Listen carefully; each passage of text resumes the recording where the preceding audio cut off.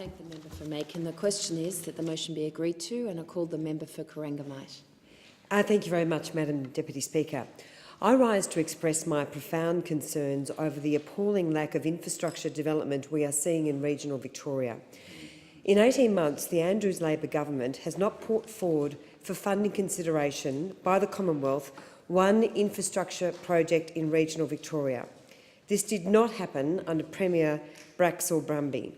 The only regional project currently before Infrastructure Australia, the Murray Basin Rail Project, is a project developed and championed by the former Liberal state government. The situation is so bad, Madam Deputy Speaker, that we have an infrastructure crisis in Victoria, particularly in regional Victoria. Last week I wrote to Premier Andrews urging his government to make a submission to Infrastructure Australia for the duplication of the rail track between South Geelong and Waurn Ponds rail stations. This is a project supported by the Committee for Geelong, G21, the City of Greater Geelong and the Public Transport Users Association. The current single track between South Geelong and Waurn Ponds is constraining the number of train services which are able to operate south of the Geelong station, and that's impacting not just Geelong but also South West Victoria, including, of course, Colac. Services are also compromised because there's only one platform at South Geelong, Marshall and Waurn Ponds, and the impact of that is that there are much less train services able to run south of the Geelong station. Given our massive explosion in population and the forecast of population growth, particularly in Armstrong Creek, the current chaos we are experiencing with V-line services and the increasing problems with the regional rail link, whereby the needs of Geelong, Werribee and Corangamite commuters have been severely compromised, further investment in rail infrastructure in our region is absolutely vital. Any infrastructure project valued at more than $100 million requires Infrastructure Australia assessment in order to attract Commonwealth funding.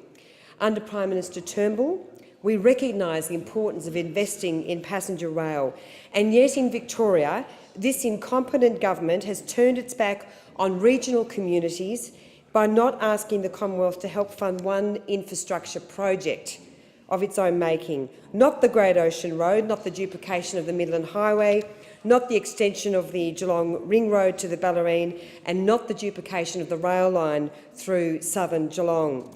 Instead, we have a government which paid $1.1 billion to cancel the East-West link, which would have delivered a second arterial road for the people of Geelong and Corangamite, boosted productivity and ended so much chaos for those commuting to and from Melbourne.